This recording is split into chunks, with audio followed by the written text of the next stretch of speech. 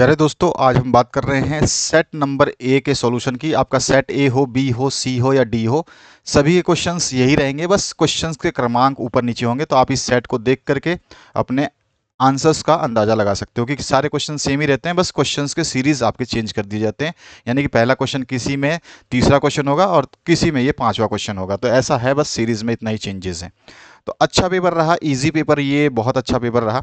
और साथ ही साथ मैं आपको बता दूं इसके बारे में एक चीज आपको, इस पेपर को पास करने के लिए आपको 40 मार्क्स की आवश्यकता थी। यानी कि 40% आप लाते हैं तो आप पास हो जाएंगे। 25 का 40% हो जाएगा आपका 10 मार्क्स। ठीक है, तो इसने आपको नंबर चाहिए थे पासिंग के लिए। तो चलिए अब देखते हैं 10 नंबर आपने कैसे प्राप्त किए हैं। इजी पेपर था, जो क्वेश्चंस बताए थे बड़े वाले वो तो सारे ही आ गए। छोटे क्वेश्चंस तो आपके बेसिक स्किल पे हैं, क्योंकि बहुत ही जनरल क्वेश्चन पूछे गए। यहाँ पे समझा देता हूँ मैं कैसे कैसे।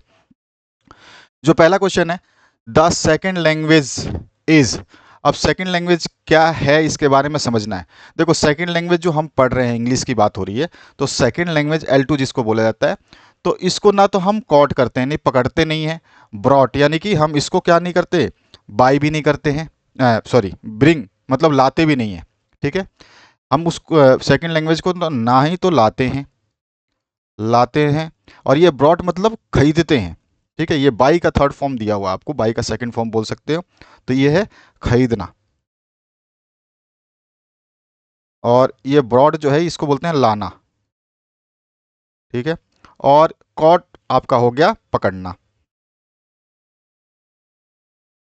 अब सोचो, आप तीन ऑप्शन आपके सामने है। सेकंड लैंग्वेज को क्या आप पकड़ते हो, क्या आप लाते हो, या आप खरीदते हो? तो तीनों में से कुछ भी नहीं करते हो। आप क्या करते हो? टॉट। ठीक है ना, आप क्या करते हो? टॉट कराते हो। ठीक है, तो सेकंड लैंग्वेज ये टॉट कराया जाता है, पढ़ाया जाता है। तो इसका आंसर ऑटोमेटिकली आपको समझ में आ गया कि इसका सी ऑप्शन करेक्ट होगा। ठीक है, नेक्स्ट क्वेश्चन जो है इसमें, speaking is a dash skill. ये तो सभी बच्चों को पता होगा। स्पीकिंग की सबसे बड़ी पहली खासियत ही यही है कि स्पीकिंग जो है ये प्रोडक्टिव स्किल है। ठीक है, इसको एक्सप्रेसिव स्किल भी बोला जाता है। यहाँ पर प्रोडक्टिव होता या एक्सप्रेसिव होता, तो इसका बहुत बड़ा खासियत है। Speaking is a productive skill. ठीक है, ये मैंने आपको दिया हुआ है नोट्स, जब आपने देखे होंगे तो उसमें स्पीकिंग, राइटिंग और आपका लिसनिंग और रीडिंग, उन सभी के बारे में थोड़ा थोड़ा मैंने पैराग्राफ बनाकर आपको बताया था। अगर आपने पढ़ा है, देखो मैंने कहा था कि पेपर को पढ़ने से आपको केवल रटने से समझ में नहीं आएगा, जब तक आप उसके एक एक दो दो लाइनों को ढंग से समझते नहीं कि उसकी खासियत क्या है। तो प्रोडक्टिव स्किल जो इसका आंसर हो जाएगा। अगर यहाँ पर एक्सप्रेसिव लिखा होता तो एक्सप्रेसिव भी लिख सकते थे, एग्जामिनर चेंज करके यहाँ पे आपका एक्सप्रेसिव भी कर सकता था। ठीक है, तो यहाँ पर अगर एक्सप्रेसिव लिखा होता तो भी आंसर यही होता। ठीक है, तो प्रोडक्टिव लिखा हो या एक्सप्रेसिव लिखा हो, स्पीकिंग क्या है, प्रोडक्टिव है या एक्सप्रेसिव है, ये स्किल है। ठीक है, नेक्स्ट जो क्वेश्चन है थर्ड नंबर, देखिए थर्ड भी आपका इजी है। Complete the stages of teaching. अब ये वाला क्वेश्चन प्रीवियस ईयर से उठाया गया है। ठीक है, और मैंने कहा था आपको पिछले साल के पेपर तो जरूर पढ़ के जाना है। तो आपके टीचिंग में पहला आता है आपका प्री रीडिंग, दूसरा होता है वाइल रीडिंग, और तीसरा जो होता है वो होता है पोस्ट रीडिंग। तो यहाँ पे डी ऑप्शन जो है करेक्ट हो जाएगा। ये लास्ट ईयर का क्वेश्चन मैंने सॉल्व कराया था, उसमें भी बताया था। अगला जो क्वेश्चन है, the biographical sketch gives a brief overview of. तो बायोग्राफिक की बात हो रही है। बायोग्राफी किसकी होती है? एक इंसान के जीवन की होती है। ठीक है, बायोग्राफी हम पढ़ते हैं किसी के बारे में, चाहे हम न्यूटन का पढ़ें, चाहे आप जेम्स हर्विल्स का पढ़ें, और भी बहुत सारे हैं, चाहे तो आप माइक्रोसॉफ्ट ऑफिस के जो मेन हैं उनके बारे में पढ़ो, या फिर आप ये बाईजोस के बारे में पढ़ो जो अमेजोन का मालिक है। किसी का भी बायोग्राफी पढ़ो आप, चाहे मोदी जी का पढ़ो। तो बायोग्राफी का मतलब जीवन से, आपके पर्सनल जीवन के बारे में जो बताती है वो चीज़ होती है बायोग्राफी। तो यहाँ यही चीज़ बोल रहा है कि बायोग्राफिकल स्केच क्या होता है, ये ओवरव्यू देता है, एक एक इंसान के पूरे जीवन की जानकारी देता है, उसने जो पास्ट में जो भी किया है। तो पर्सन्स लाइफ जो है यहाँ पे बी ऑप्शन करेक्ट हो जाएगा। ये भी देखो नॉर्मल क्वेश्चन था। अब इसके बाद जो है आपका अंतिम जो एमसीक्यू आया, इसकी बात करते हैं। Dash is the term use to indicate whether the subject is doing और रिसीविंग द एक्शन। तो यहाँ पे पूछा गया कौन सी टर्म जो है इंडिकेट करती है कि जो सब्जेक्ट है, जो करता है, वो कुछ कर रहा है या फिर जो है वो एक्शन को रिसीव कर रहा है या नहीं कर रहा है। ठीक है, मतलब कुछ कर रहा है या एक्शन को रिसीव कर रहा है नहीं कर रहा। तो इसको हम बोलते हैं voice. Voice is the term जिसको हम बोलते हैं आप वाच्य, हिंदी में हम इसको बोलते हैं वाच्य। ठीक है, तो आपका जो है ये आपका एक्टिव वॉइस और पैसिव वॉइस दो ही होते हैं। तो एक्टिव और पैसिव, अगर आपका एक्टिव है तो डूइंग आ जाएगा और पैसिव है तो रिसीविंग आ जाएगा, ठीक है। तो वही है, डूइंग या रिसीविंग का पूछ रहा है वो, डूइंग बोल रहा है या फिर रिसीविंग बोल रहा है, तो ये वाच्य में आता है, वाच्य के डेफिनेशन से लिया गया सीधा सीधा। नेक्स्ट जो क्वेश्चन है आपका सेकंड नंबर, देखिए बहुत ही सिंपल सा क्वेश्चन है, बस ये समस्या है कि क्वेश्चंस को घुमा करके कोई कोई क्वेश्चन पूछा गया है जो आपके समझ में नहीं आया क्वेश्चन का मतलब क्या पूछ रहा है, तो आंसर कैसे लिखोगे आप। यहाँ पे क्वेश्चन जो है बहुत सिंपल सा पूछा गया है, write in brief about English as an associated official language in multicultural and multilingual India. अब यहाँ पे बोला गया है जो बहुसांस्कृतिक और बहुभाषी भारत के संबंध में आधिकारिक भाषा, क्योंकि यहाँ पे जो है ऑफिशियल की बात हो रही है, ठीक है ना, तो हम कह सकते हैं आधिकारिक भाषा के रूप में जो है अंग्रेजी के बारे में संक्षेप में लिखी है।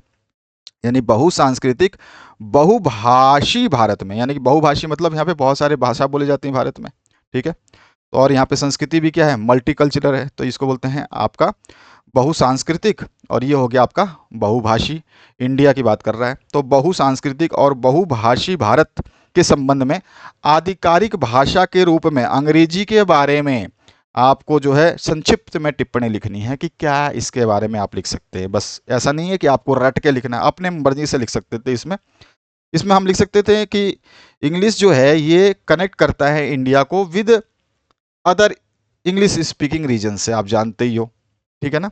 तो हम लिख सकते थे English also connects India with other English speaking regions of the world as there are many languages in India and many Indians can speak, read and write multiple languages and multilingualism, therefore it is a part of daily life। बस इतनी सी टिप्पणी आपको लिख देनी थी। and the English is also necessary in India in all official work। बस इतना सा लिख देना था आपको, इसमें संक्षिप्त में टिप्पणी लिखनी थी।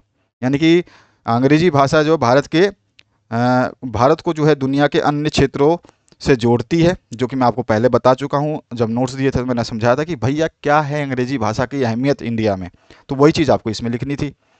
What do you mean by story telling, ये क्वेश्चन आपको कराया हुआ है, स्टोरी टेलिंग का आपको ध्यान होगा। As a pedagogical tool write one importance of story telling. यहाँ पे फिर से इसने क्वेश्चन बहुत सिंपल सा पूछा है, इसने कहा है भैया कि कहानी सुनाना, पैडागोगी मतलब आपका शिक्षा शास्त्र हो गया, ठीक है ना, तो कहानी सुनाना शिक्षा शास्त्र का एक महत्वपूर्ण रूप हो सकता है। Right one importance of story telling, तो जो है आपको इसका एक इंपॉर्टेंस यानी कि एक महत्व जो है आपको बताना है स्टोरी टेलिंग का, बस इतना ही क्वेश्चन पूछा गया है। तो आप लिख सकते थे कि भैया कहानी सुनाना शिक्षा शास्त्र का एक महत्वपूर्ण रूप हो सकता है, यस, ठीक है ना, यस, या फिर हम बोल सकते हैं the story telling can be A important form of pedagogy because, इसके रीजन भी हम लिख सकते हैं, story impose a better impact of A course और ए लेसन, ठीक है। स्टोरी टेलिंग क्या करती है, आपको उसकी समझ विकसित करने में आपकी मदद करती है, वो चीज़ मैंने बताया हुआ स्टोरी टेलिंग के बारे में आपको लिख देना है। Right one importance of story telling, बहुत सारे इंपॉर्टेंस मैंने स्टोरी टेलिंग के आपको लिखवाए थे, ठीक है ना। ये क्या करता है, बच्चे के सेंस को डेवलप करता है कि वो जो है अपने चीज़ों को सेंस कर पाए और उसमें ज़्यादा जो है अपने आप को क्या करे, व्यवस्थित कर ले, एंगेज कर ले, उसको उसमें व्यस्त हो जाए और जो है उस अपनी आकलन को जो है अच्छे तरीके से समझे। तो ये चीज़ आपको इसमें लिख देनी थी, 2-3 लाइनों में इसका आंसर लिखते, 2 नंबर यहाँ मिल जाते। अगला जो है व्हाट इज पब्लिक अनाउंसमेंट। तो पब्लिक अनाउंसमेंट क्या होता है, ये statement made by the public for the public by media which gives information about something, ठीक है। तो ये पब्लिक अनाउंसमेंट होता है।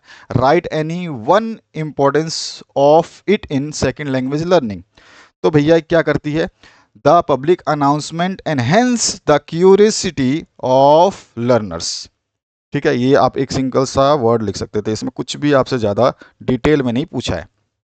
Right any 2 types of simple sentences with 1 example each. अब आपको सिंपल सेंटेंस के 2 आपको पहले तो बताने थे कि 2 सिंपल सेंटेंसेस कौन कौन से होते हैं, इसमें टाइप पूछ लिया और फिर उसके बाद में हर का एक एक एग्जाम्पल पूछ लिया। आपके 2 होते हैं, compound verb and compound subject वाला। सिंपल सेंटेंस की बात करें तो एक होता है आपका compound verb and compound subject, ये पहला आपका टाइप हो गया। दूसरा टाइप अगर हम बात करें तो एक हो जाएगा आपका single subject and single verb.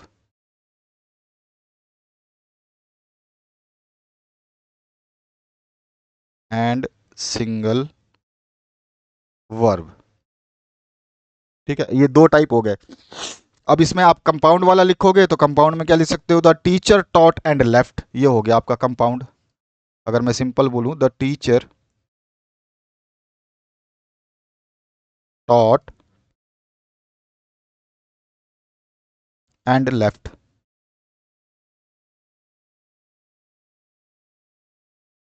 तो ये हो गया आपका कंपाउंड में, क्योंकि इसको हमने एफ एंड से कनेक्ट कर दिया है। तो इसमें देखो कंपाउंड वर्ब और कंपाउंड सब्जेक्ट आ गया, ठीक है। टीचर ने पढ़ाया और चला गया, ठीक है, टीचर ने पढ़ाया और चला गया, या टीचर ने पढ़ाया और चले गए। और यहाँ पे आपका जो सिंगल सब्जेक्ट और सिंगल वर्ब में अगर आप इसका लिखते तो इसका बहुत ही सिंपल सा कुछ भी लिख सकते थे कि भैया ये हो जाएगा द कैंडिडेट डिड वेल, हैं, द स्टूडेंट डिड वेल, तो ये भी हो जाएगा इसका आंसर। तो यहाँ पर जो है ये आपको दो टाइप और दो एग्जाम्पल लिखने थे। व्हाट आर होमोफोन्स, ये क्वेश्चन आपको कराया हुआ था कि होमोफोन्स क्या होते हैं, इसके दो एग्जाम्पल्स देने थे। मैंने बताया था कि होमोफोन्स ऐसे वर्ड्स होते हैं that sound as same as another but has different meaning और स्पेलिंग, ठीक है। जैसे कि हमने बताया था आपका फियर हो गया,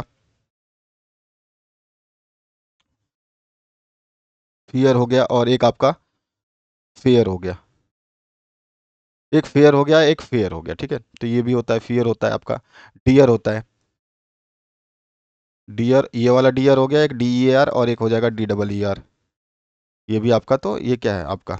और इसके अलावा और बता सकते हैं हम, एक आपका F A I R fair होता है और एक होता है F A R E fair, दोनों ही बोलने में फेयर है, दोनों ही बोलने में डियर है, ठीक है। और जो है आपका एक होता है ई वाई ई, जिसको आंख बोलते हैं आई, और हम सिंपल सब्जेक्ट में भी अपने आप को खुद को मैं बोलूँगा तो मैं भी बोलूँगा आई, तो ये भी आई आई, दोनों स्पेलिंग अलग अलग है, मीनिंग आपका अलग अलग है। तो ऐसे ही जो सेम साउंड करते हैं, बोलने में तो सेम लगेंगे लेकिन मीनिंग अलग अलग निकलेगा। तो एग्जाम्पल्स आपको दे देने थे, होमोफोन्स में समझा चुका था। आगे बढ़ते हैं, what do you mean by a complex sentence, right one example. तो कॉम्प्लेक्स सेंटेंस क्या होता है इसके बारे में आपसे पूछ लिया, यानी कि इसने सिंपल सेंटेंस भी पूछा है आपसे और कॉम्प्लेक्स सेंटेंस भी पूछा है, ठीक है। तो यहाँ पर संयुक्त वाक्य पूछा है और यहाँ पे ये साधारण वाक्य, और यहाँ पे संयुक्त वाक्य क्या होता है। तो कॉम्प्लेक्स, या इसको हम कंपाउंड सेंटेंस भी बोलते हैं। तो कॉम्प्लेक्स सेंटेंस क्या होता है, made by joining two independent clauses together with conjunction, ठीक है। अब इसका कोई भी एग्जांपल दे सकते थे, the bell rang and music began, घंटी बजी और संगीत बजा, ठीक है। तो इस तरह से बहुत सारे एग्जाम्पल्स हो सकते हैं, अगर आपने पढ़े होंगे तो वो कोई भी लिख सकते हो।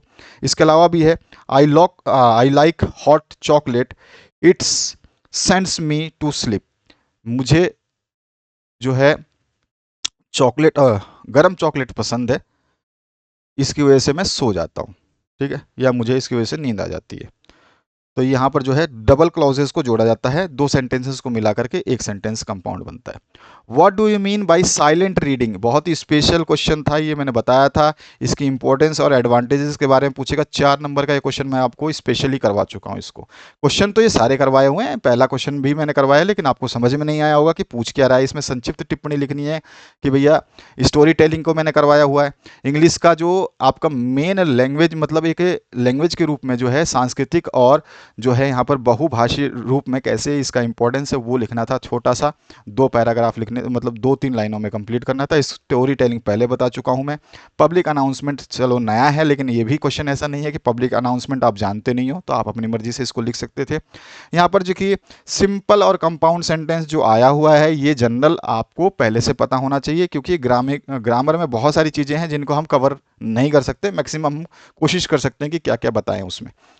उसके अलावा होमोफोन्स आपको करवा दिया था, इसके एग्जांपल्स बताए थे मैंने आपको। रीडिंग के बारे में बताया था कि साइलेंट रीडिंग क्या होती है, एक्सटेंसिव रीडिंग क्या होती है, स्कैनिंग क्या होती है, स्किमिंग क्या होती है, उनके इंपॉर्टेंस बताए गए थे, एडवांटेज बताए गए थे। साइलेंट रीडिंग का तो अलग से क्वेश्चन ही बताया था मैंने आपको। इसी में और पार्ट जो है ये थोड़ा सा आपको क्या है गड़बड़ कर सकता है, आपको समझ में नहीं आया होगा, तो आपने साइलेंट रीडिंग का ही किया होगा। मैक्सिमम बच्चों ने यही क्वेश्चन किया होगा, ये वाला और वाला पार्ट नहीं देखा होगा, क्योंकि ये थोड़ा सा आपको समझ में नहीं आ रहा होगा। What is difference between reading for global comprehensive comprehension and reading for local comprehension, तो आपको दोनों में डिफरेंस बताना था, तो जनरली ये बच्चों ने अटेम्प्ट नहीं किया होगा। इसके बाद जो है 9वां क्वेश्चन है differentiate between formal and informal letters. ये लास्ट क्वेश्चन मैंने जब आपके नोट्स मैंने दिए थे वीडियो के माध्यम से और पीडीएफ के माध्यम से, तो मैंने बताया था कि फॉर्मल और इनफॉर्मल लेटर में जो है डिफरेंसेस पूछे जाते हैं, तो ये क्वेश्चन मैंने आपको कराया था। इसके जो है मैंने आपको अंतर भी बताए थे, 4 नंबर के 4 अंतर लिख देते, आसानी से इसका काम आपका हो जाता, ठीक है ना। और जो है यहाँ पर right in brief about browsers क्या होते हैं और ब्राउजर के जो है फीचर्स क्या होते हैं। गुड ब्राउजर होगा उसका फीचर क्या होगा, उसकी खासियतें क्या होगी, ये पूछा गया था। तो ये भी क्वेश्चन आपने अटेम्प्ट नहीं किया होगा, लेकिन फॉर्मल और इनफॉर्मल लेटर, औपचारिक और अनौपचारिक पत्रों में क्या अंतर होता है, ये आपने टेबुलर फॉर्म में बना दिया होगा। मैंने वैसे भी आपको समझा दिया था और लिख करके भी दिखाया था। तो इस तरह का प्यारा सा पेपर आया था और अच्छा पेपर आया होगा। सभी ने 10 नंबर यहाँ से जरूर हासिल किए होंगे अगर संयम के साथ 3 घंटे में ये 9 क्वेश्चन ही करने थे। बहुत ही सिंपल क्वेश्चन पेपर आया था और इससे शायद अच्छा पेपर आप आगे देखने को ना भी मिले। बहुत ही ईजी पेपर था, मैं ये कहूँगा, क्योंकि ये सारे क्वेश्चंस हमने अटेम्प्ट किए थे। बस आपको समझने की कोशिश करनी है कि क्वेश्चन क्या कह रहा है, ठीक है। तो आशा करता हूँ इस वीडियो के माध्यम से आपने अपना स्कोर मिला लिया होगा। Thank you very much, have a good day.